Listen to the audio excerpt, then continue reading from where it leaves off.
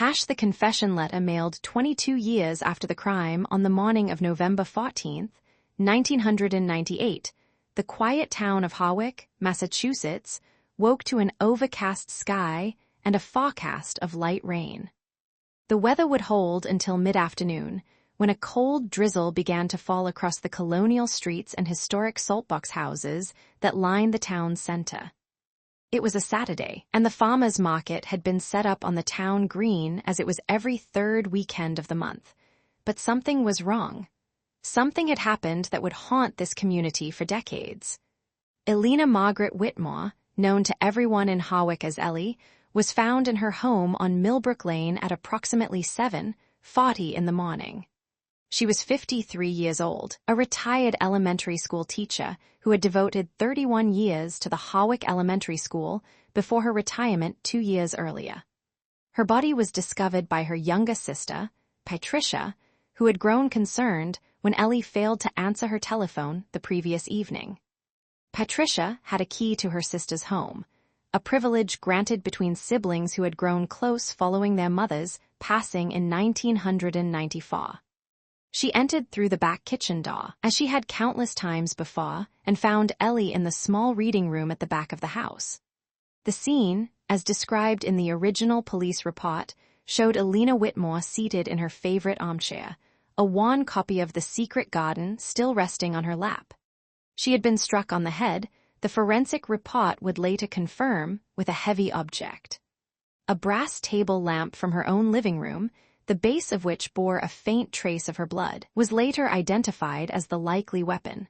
There were signs of a struggle, though limited. A wooden bookshelf had been overturned. 2 ceramic figurines, a shepherd and shepherdess that Ellie had collected for years, lay shattered on the floor. The drawers of her desk had been pulled out and searched, though the extent of what might have been taken remained unclear. Her purse, still containing over $200 in cash and her credit cards, sat undisturbed on the kitchen counter. Detective Samuel Reed of the Massachusetts State Police, assigned to the case from its earliest hours, would later describe the scene as one that suggested something had gone wrong. It didn't feel like a robbery, he said in a 2001 interview with the Hawick Gazette. It felt personal.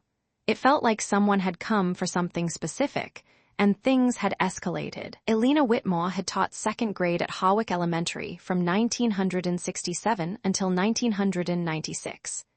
She had never married, had no children, and lived alone in the 3-bedroom colonial revival house where she had grown up. Her parents, Harold and Margaret Whitmore, had passed within 2 years of each other in the mid-1990s, leaving Elena the family home and a modest inheritance. She was described by neighbors and colleagues as private but kind, a woman who kept to herself, but who never failed to remember a student's name or a neighbor's birthday. She attended St. Andrew's Episcopal Church on Maple Street, taught Sunday school when her health allowed, and volunteered at the Hawick Public Library every Tuesday afternoon. The investigation into her death proceeded methodically. Detective Reed and his team interviewed over 60 people in the weeks following the discovery. They learned that Elena had been seen on Friday, November 13th, at approximately 3:30 in the afternoon, walking her neighbor's golden retriever. She had been wearing a green wool coat and gray trousers, and she had waved to George Markham, who was trimming his hedge across the street. That was the last confirmed sighting of her alive. Her purse had not been stolen. Her jewelry remained in the unlocked jewelry box on her dresser, though a gold locket, a gift from her mother, was missing. It was a small, heart-shaped locket with an inscription inside that read to Ellie, "All my love, Mother." The locket would never be recovered.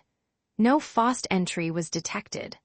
The back door, which Patricia would later confirm Ellie always kept unlocked because she trusted her neighbors, had been the point of entry. There were no witnesses to anyone entering or leaving the property that evening. The rain, which began around 4:15 in the afternoon on November 13th, had washed away whatever physical evidence might have been left outside. The investigation centered on several persons of interest. There was a man named Dennis Carver, a former student of Alina's who had been expelled from Hawick High School in 1989 for behavioral problems. He had reportedly harbored resentment toward teachers who he felt had wronged him. However, Carver was living in Ohio at the time of Alina's death and could account for his whereabouts. He was never formally charged. There was also a break-in at the Hawick General Store 2 months earlier, in September 1998, where a copper pipe had been stolen. The fingerprints found at the scene matched no one in the database. Some investigators speculated that Alina's death might have been connected to a wider series of petty crimes in the area, though this theory never gained traction. As months turned into years, the case grew colder. Detective Reed retired in 2003, and the file was transferred to the Massachusetts State Police Cold Case Unit. Detectives reviewed it periodically, submitted evidence for improved DNA testing when technology advanced, and followed up on occasional tips that never led anywhere. Alina Whitmore's murder remained unsolved, a quiet tragedy that lingered in the memory of Hawick like an unhealed wound.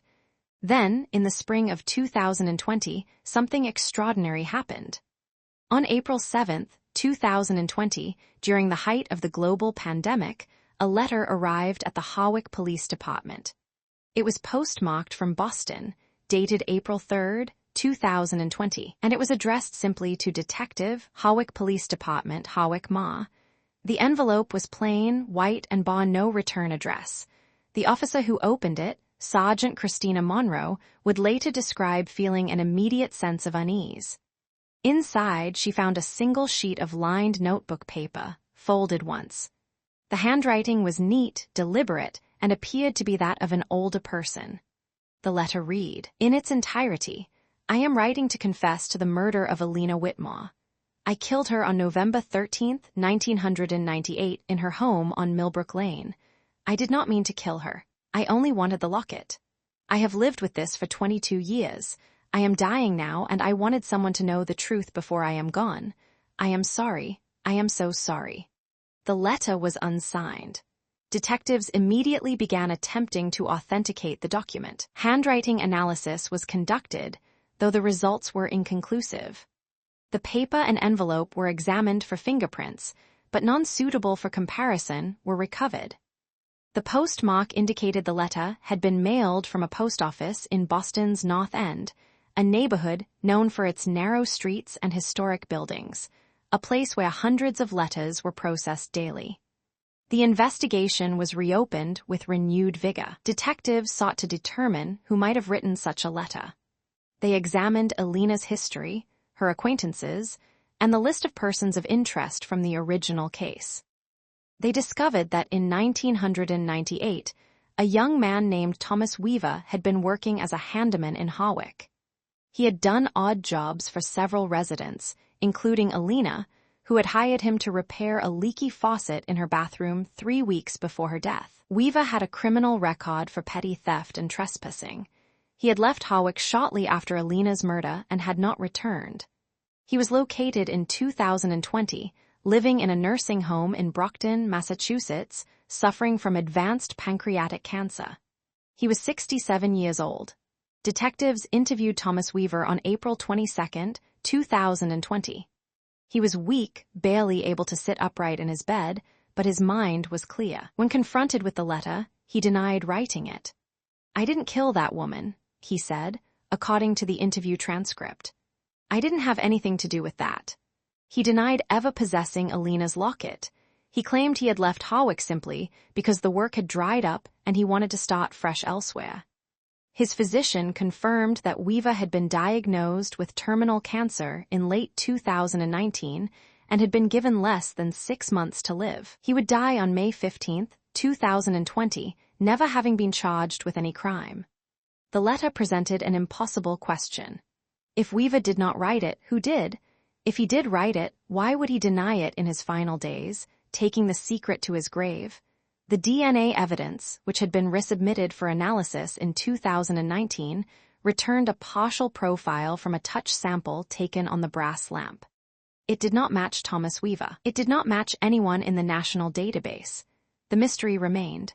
There is another detail that haunts those who have studied this case.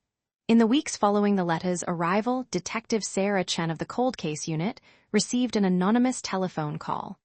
The caller, whose voice sounded elderly and female, said only 4 words before hanging up. She had it coming. The call was traced to a payphone in Worcester, Massachusetts, which had been removed from service 3 days prior. No further calls were ever received. Elena Whitmore is buried in the Hawick Cemetery in a plot beside her parents. Her grave is marked by a simple gray granite headstone that bears her name, her dates, and the words "beloved teacher." Every year, on the anniversary of her death, someone leaves a single white rose on the stone. No one has.